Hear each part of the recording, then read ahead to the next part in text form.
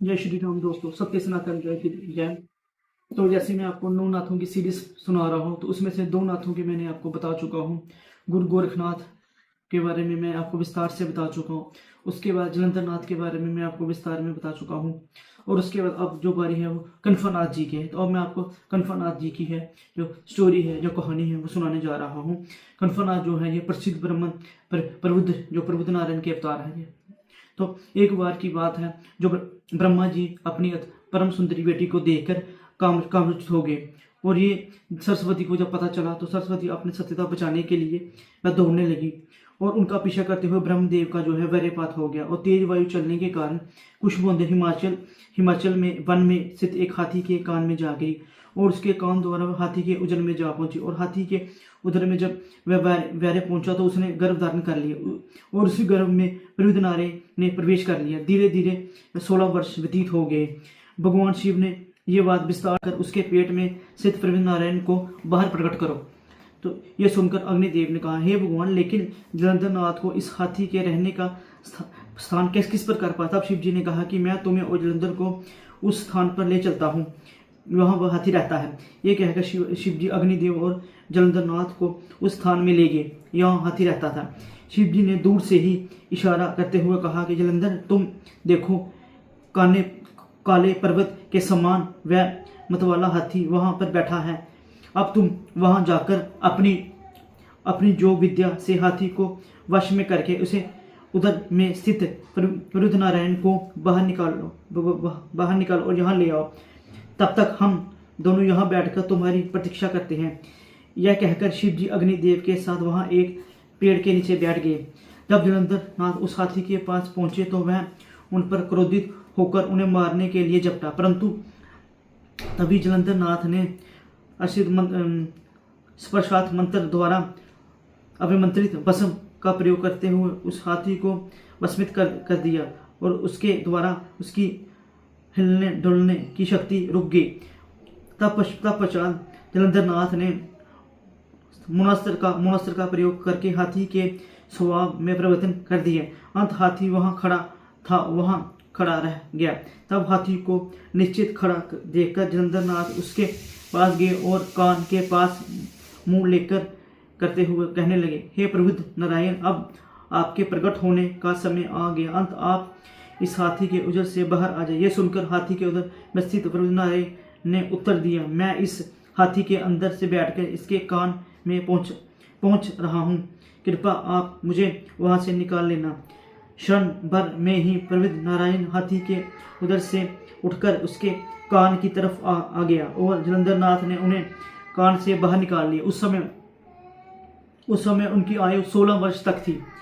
जलंधर नाथ ने कहा, प्रभु, आपकी उत्पत्ति हाथी के कान से हुई, अंत में आपका नाम कनफा होगा। उसके पश्चात वह कनफा को लेकर उस स्थान पर जा पहुंचे। यहाँ अग्निदेव और शिव जी उनकी प्रतीक्षा कर रहे थे। जलंधर नाथ के कनफा का परिचय उनके दोनों के से करवाया और उन्हें दोनों को प्रणाम किया। शिव जी तथा अग्निदेव ने इन्हें आशीर्वाद देकर जलंधर नाथ से कहा, पुत्र, अब तुम इस बालक को गुरु मंत्र की दीक्षा दो, इससे इनका अज्ञान दूर हो जाएगा। शिव जी की ज्ञान पूर्वक जलंधर नाथ ने कनफा के कान में गुरु मंत्र का प्रयोग किया। इससे की प्रभाव से उनका सारा अज्ञान दूर हो गया और उन्हें सारा संसार ब्रह्माय नजर आने लगा। फिर वह वहां से बद्री का आश्रम चले गए। वहां पहुंचकर अग्निदेव ने जलंधर नाथ से कहा, यह पुत्र, तुमने अपने गुरु दत्तात्रेय के द्वारा जो जो विद्याएं ग्रहण की हैं, वे सारी विद्या तुम इन शिष्य को सिखाओ। अंततः वहां उनको संपूर्ण विद्याओं को आशीर्वाद दिया। यह कहकर अग्निदेव शिव जी की आज्ञा लेकर वहां से प्रस्थान कर गए और अग्निदेव के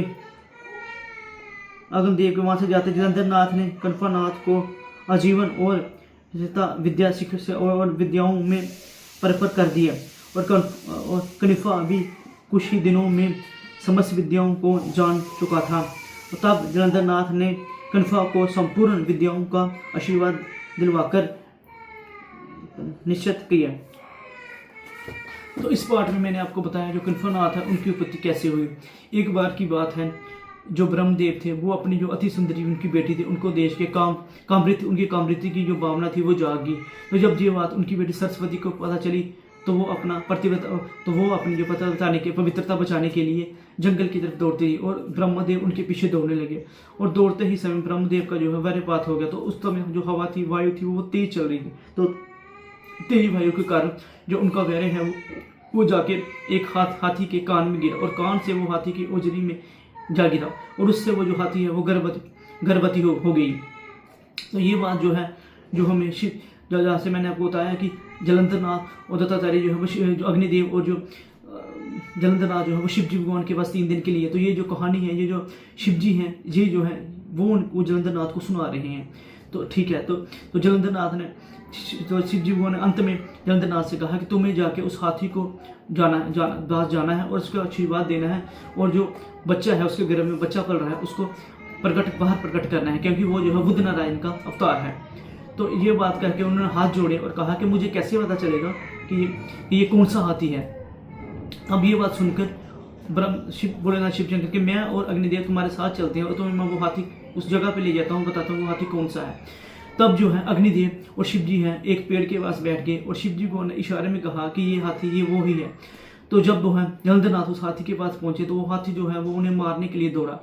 तो तब जो है जलंधर नाथ उन्होंने अपनी विद्या का प्रयोग किया। उन्होंने अपनी एक विद्या का प्रयोग किया तो हाथी स्थिर हो गया, उसका हिलना डुलना बंद हो गया। तब उन्होंने अपनी बबूत निकाली और उस पर बबूत फेंकी जिससे कि वो एक जगह स्थिर हो गया।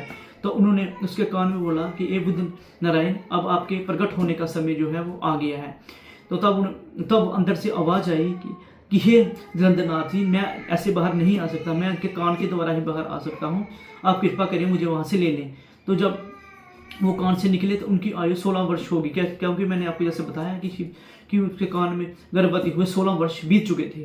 तो जब वो प्रकट हुए तो तब शिव जी भगवान ने कहा कि अब से ये तुम्हारा शिष्य है, तुम्हें इन्हें गुरु दिशा देनी होगी। तो वैसा ही हुआ। शिव जी भगवान की आज्ञा लेके जो जलंधर नाथ है उन्होंने कुनफा नाथ को विद्या दी और उसके कान में गुरु मंत्र पढ़ा और जैसे उसका जो अंधेरा है उसके जो